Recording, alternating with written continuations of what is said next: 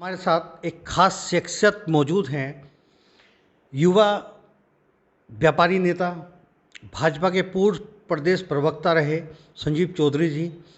एक हरिद्वार में ज्वलंत मुद्दे को लेकर हम उनसे खास बातचीत करते हैं। हरिद्वार में पोर्ट टैक्सी कार शुरू होनी है, उसमें रूट परिवर्तन को लेकर संजीव चौधरी जी मांग कर रहे हैं। हम उनसे जानते हैं क्या समस्या है और सरकार की जो नीति है, पॉलिसी है, उसमें क्या परिवर्तन ये लोग चाहते हैं। संजीव जी, आपका स्वागत है न्यूज़ 127 में। नमस्कार। सबसे पहले तो मैं आपके चैनल 127 न्यूज़ को बहुत बहुत शुभकामनाएं 10 वर्ष पूरे होने पर बधाई देता हूं। और जैसा कि आपने अभी कहा कि पोर्ट टैक्सी को लेकर जो आज चल रहा है, तो सबसे पहले मैं स्थिति स्पष्ट कर दूं कि हमारा पोर्ट टैक्सी को लेकर सरकार ने जो सौगात हरिद्वार को दी है, हम इसका स्वागत करते हैं। ये एक बहुत ही हरिद्वार के विकास में, हरिद्वार के पर्यटकों को बढ़ाने में एक महत्वपूर्ण भूमिका निभाने जा रहा है। धर्मांतरण और पर्यटन दोनों को ये कहीं ना कहीं गति देगा। लेकिन हमारा कहना ये है कि हरिद्वार एक विश्व स्तर का तीर्थ है और यहाँ हजारों नहीं, लाखों नहीं, अपितु करोड़ों लोग भी एक दिन में इकट्ठे हो जाते हैं महाकुंभ के आयोजन पर और सोमती अमावस पर, और इस प्रकार के अनेक मेले यहाँ कावड़ जैसे बड़े लगते हैं।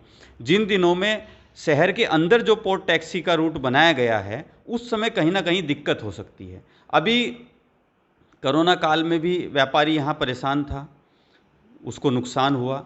उसके बाद अभी धीरे धीरे कहीं ना कहीं व्यापार सुधरने लगा है। पोर्ट टैक्सी यदि चली तो वो यात्री को उठाएगी और सीधा हर की पैड़ी पर ले जाएगी। तो हम ये चाहते हैं कि वो यात्री जब तक बाज़ारों से होकर ना गुजरे, पैदल ना जाएगा, तो व्यापारी को इसमें बहुत बड़ा आर्थिक नुकसान भी होने जा रहा है। तो हमारी सरकार से ये मांग है कि इसको बनाया जाए, चलाया जाए। हम सब लोग इसका स्वागत करते हैं, लेकिन इसके रूट को डाइवर्ट करके गंगा किनारे किनारे यदि ले जाएंगी तो पर्यटकों को भी उसमें आनंद आएगा। गंगा के किनारे जब वो जाएंगे उनको आनंद आएगा, और इधर उनको चंडी देवी दिखाई देगी, इधर उनको माँ मनसा देवी दिखाई देगी, कनखल ज्वालापुर के दर्शन उनको होंगे, पंचपुरी का पूरा नक्शा दिखेगा। तो हम रूट को लेकर कहीं ना कहीं मांग करते हैं कि माननीय यशस्वी मुख्यमंत्री हमारे इस रूट को बदलें, इस पर विचार करें। ये पोर्ट टैक्सी कार है, इसको थोड़ा आप विस्तार से बताइए। पोर्ट टैक्सी कार कहाँ से शुरू होगी और क्या इसका स्वरूप होगा। देखिए, अभी तक जो हमारी जानकारी में आया है, ये सीतापुर से शुरू करके और ये ज्वालापुर से और आर्यनगर से इधर से होते हुए चंद्राचार्य चौक, देवपुरा से होते हुए ये शहर में कोतवाली से होते हुए प्रवेश करेगी और हर की पैड़ी के आसपास इसका कहीं स्थान बनेगा। बीच बीच में इसके वो भी बनने वाले हैं अपने स्टेशंस। तो हम कहते हैं ठीक है, क्योंकि बहुत सारा एरिया तो ऐसा है जिसमें चल सकती है, लेकिन जब ये शहर हरिद्वार शहर में एंट्री करेगी, अपर रोड या इस प्रकार के जो क्षेत्र हैं, वहाँ ये प्रभावित करेगी। और वहाँ इसका रूट, वहाँ से पहला जो स्टेशन आए उस स्टेशन से इसके रूट को डाइवर्ट करिए और आप गंगा के किनारे किनारे इसको सीसीआर के आसपास उतारिए। इससे यात्री, व्यापारी, शहरवासी सभी प्रसन्न होंगे, सभी के चेहरे खिले होंगे, सभी को आनंद आएगा। किसी भी एक वर्ग को दुखी करके भी कहीं ना कहीं इस प्रकार की योजनाएं नहीं चलाई जा सकती। और हमें उम्मीद है कि सरकार जनभावनाओं के अनुरूप निर्णय लेगी और इसको बदलेगी। हमारी अभी कल हमने पूर्व कैबिनेट मंत्री आदरणीय यतीश्वरानंद जी के माध्यम से माननीय मुख्यमंत्री जी को ज्ञापन भी दिया है और उन्होंने कहा है कि सरकार इस पर गंभीरता से विचार करेगी। जो भी जनहित में या शहर के हित में होगा, व्यापारी हित में होगा, वो उस पर निर्णय लेंगे। आपने पोर्ट टैक्सी को लेके, अपना रूट परिवर्तन को लेके मांग उठाई। दूसरी बात कॉरिडोर को लेके भी आ रही है। कॉरिडोर को लेके भी व्यापारी लोग नाराज हैं। नहीं, कॉरिडोर को लेकर व्यापारी नाराज हैं ऐसा तो नहीं है, लेकिन कॉरिडोर को लेकर भी अभी तक माननीय प्रधानमंत्री जी का ये ड्रीम प्रोजेक्ट है और वो बनारस की तर्ज पे, काशी की तर्ज पे यहाँ इसको ला रहे हैं, तो अपने आप में गौरव का विषय है। लेकिन जो इसको बनाने वाली या योजना को क्रियान्वित करने वाली संस्था है, उसने अभी तक इसका नक्शा जारी नहीं किया है। कॉरिडोर पर स्थिति स्पष्ट नहीं है, कितने बाजार इससे प्रभावित होने वाले हैं, कितनी दुकानें प्रभावित होने वाली हैं, वास्तव में इसका स्वरूप क्या है। आज जो व्यापारी इससे प्रभावित होगा, यदि उनको समय रहते उनका मुआवजा दिया जाए, उन्हें पता चल जाए कि उनकी दुकानें उसमें जा रही हैं या वो बाज़ार वहाँ से प्रभावित है, तो वो अपना व्यापार का कहीं ना कहीं अर्जन करने का कुछ स्थान ढूंढेंगे, कहीं ना कहीं वो उस तरफ जाएंगे। तो अभी तक भी स्थिति स्पष्ट ना होने से व्यापारी भ्रम में हैं। हम सरकार से ये भी मांग करते हैं कि कॉरिडोर पर भी वो क्लियर स्थिति करे, इसका जो मानचित्र है, जो मैप है, उसको जारी करे, वो सार्वजनिक किया जाए, हम लोग देख सकें कि हम लोग कहाँ से हम प्रभावित हो रहे हैं, क्या आगे की हमारी योजना होगी उसमें। लेकिन सबसे बड़ा सवाल ये है कि आप व्यापारी नेता के रूप में ये बात उठा रहे हैं, भाजपा में आप हैं और भाजपा की ही सरकार है, स्थानीय विधायक इस मामले में चुप हैं, स्थानीय कैबिनेट पूर्व कैबिनेट मंत्री चुप हैं। देखिए, ये वास्तव में हरिद्वार के लिए ही नहीं अपितु ये पूरे उत्तराखंड राज्य के लिए दोनों योजनाएं ये बहुत ही दूरगामी परिणामों की होंगी। इससे हरिद्वार का ही नहीं अपितु उत्तराखंड का विकास बहुत तेज़ी से और बढ़ेगा। माननीय धामी जी, माननीय मोदी जी निश्चित तौर पर कहीं ना कहीं इस प्रोजेक्ट को लेकर आ रहे हैं, उनके ड्रीम प्रोजेक्टों में प्रधानमंत्री जी के शामिल है।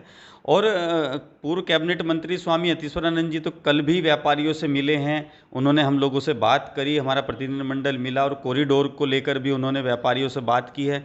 वो हर चीज़ को बारीकी से देख रहे हैं। निश्चित तौर पर ये बहुत बेहतर है। हम व्यापारी नेता होने के बावजूद भी हम इसका विरोध नहीं कर रहे हैं और मुझे लगता नहीं कोई शहर में इसका विरोध कर रहा है, दोनों का स्वागत है। लेकिन जब कोई योजना बनती है तो उसको कहीं ना कहीं उसमें क्या कैसे किया जा सकता है, ये मिल बैठकर करने का विषय होता है। तो वही हम सरकार से कह रहे हैं और निश्चित तौर पर सरकार सुन रही है। अब चूंकि कॉरिडोर और पोर्ट टैक्सी को लेकर जिला प्रशासन ने अभी तक हम लोगों से बैठकर सीधे सीधे वार्ता कर कर स्थिति स्पष्ट नहीं करी है कि इसमें ये होने जा रहा है, यहाँ से शुरू होगी, यहाँ खत्म होगी, इसलिए भ्रम की स्थिति है। सवाल दूसरा ये भी है कि व्यापारी और तमाम लोग स्वामी यतीश्वरानंद जी के पास जा रहे हैं, जबकि क्षेत्र नगर विधायक मदन कौशिक जी का है। तो मदन कौशिक जी से इतनी दूरी क्यों नहीं, उन्होंने इस समस्या को क्यों नहीं उठाया?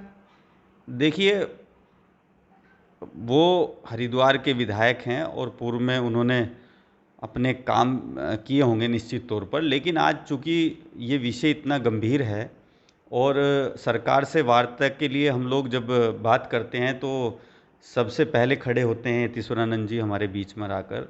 उन्होंने जब परसों 3 दिन 4 दिन पहले उन्हें पता चला कि रूट को लेकर व्यापारियों में कुछ भ्रम की स्थिति बनी है, तो उन्होंने मुझे खुद कहा कि आप क्या चाहते हैं और व्यापारियों से हमारी बात कराओ। तो निश्चित तौर पर जो हमें बुलाएगा, जो हमारी बात सुनेगा, हम लोग उनके पास जाएंगे। अन्य जो होंगे वो भी अपना काम ठीक से कर रहे होंगे, लेकिन चूँकि वो वार्ता कर रहे हैं, बुला रहे हैं, आमंत्रित कर रहे हैं और हमारी बात को सुन रहे हैं और सरकार तक पहुंचा रहे हैं, तो निश्चित तौर पर जो हमारे यहाँ हमारी बात को रखना चाहता है सरकार तक, हमारा जो माध्यम बनना चाहता है, चूँकि एज ए व्यापारी नेता अगर मैं बात करूं तो हमारी सुनने वाले यतीश्वरानंद जी हैं। निश्चित तौर पर कल उन्होंने खुद से बुलाकर जो बात की है और सरकार से बात करने का हमें आश्वासन भी दिया है, तो हम पूरी उम्मीद के साथ उनके साथ जा रहे हैं।